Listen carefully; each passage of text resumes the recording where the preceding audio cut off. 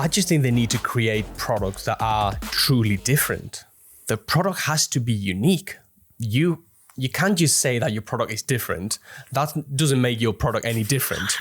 If you say I'm disrupting the pet food industry, you have to actually disrupt the pet food industry. Otherwise, it doesn't really matter what you say. So I'll give you like 2 or 3 examples. For example, here in the UK, JR, Forthglade, and Kong, they have unique brands, and those unique brands are there for a reason.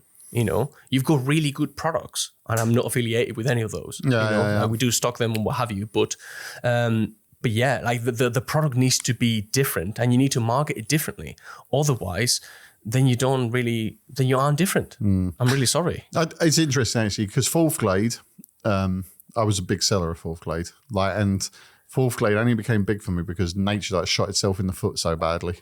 So Nature Diet used to be in the same format as Forthglade.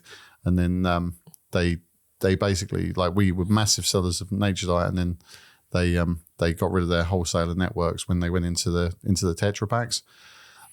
So that's been like a massive bang for Forthglade. And JR, I think what JR did was they just went higher end with the natural treats range. They kind of took what was out there, which people were doing, and they just sort of put like a much more positive spin on it and made it more accessible, but also a high end. But I do think, I might get shot for saying this, but I think JR have kind of peaked a little bit, because I think like the natural treat sector has become so overblown with companies and so commoditized.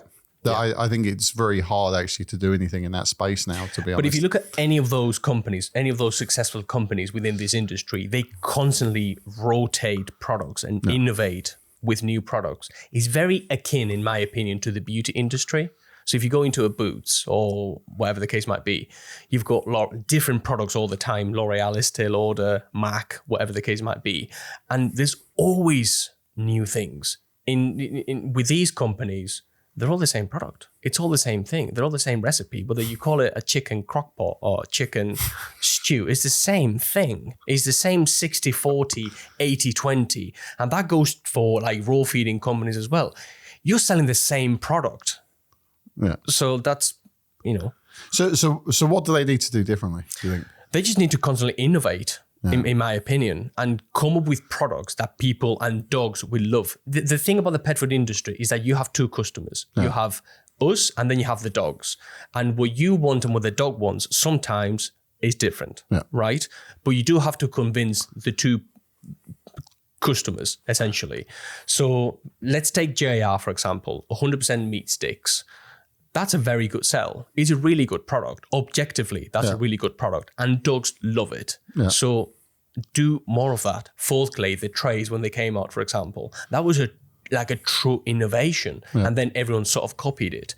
But you have to come up with new products and new things that are actually good for the dogs. Don't put sugar in the pet food. Yeah.